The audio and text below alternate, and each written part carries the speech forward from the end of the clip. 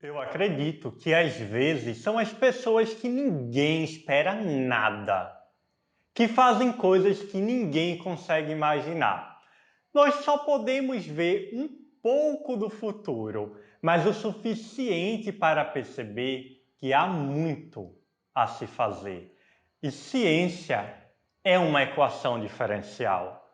Essa é uma das grandes passagens do nosso cientista homenageado do mês, o Alan Turing.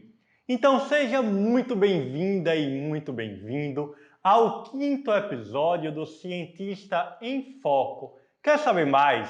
Continua por aqui. Ciência UFPE apresenta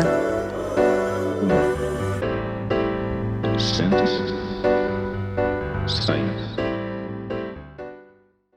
Alan Madison Turing, mais conhecido por Alan Turing, nasceu na Inglaterra no dia 23 de junho de 1912. Filho de militar, teve uma infância rígida e estudou em escola tradicional. Desde cedo demonstrou interesse pelas ciências e pela lógica, vindo a se tornar um matemático com honras pela Universidade de Cambridge em 1931.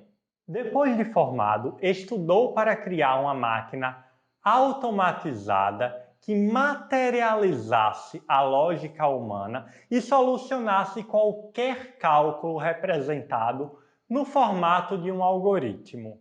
Esse algoritmo seria exibido no formato de instruções a serem processadas de forma mecânica no interior da máquina.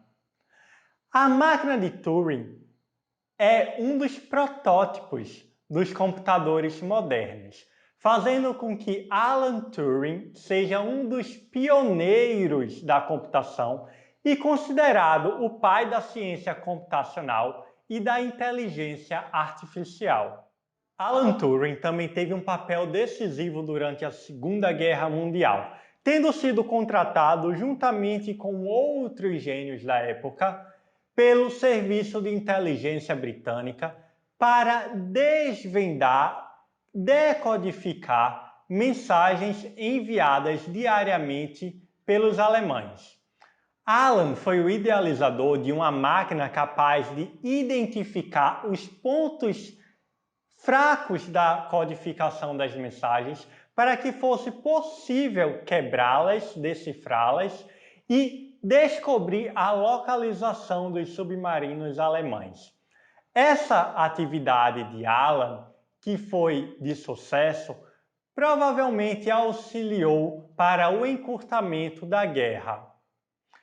Essa história da passagem de Alan pela Segunda Guerra Mundial, das suas contribuições, são muito bem relatadas em um longa-metragem de 2014 e que nós super recomendamos, que se chama O Jogo da Imitação. Depois da guerra, trabalhou no Laboratório Nacional de Física do Reino Unido, onde criou o Manchester I, o primeiro computador com as diretrizes parecidas com as de hoje.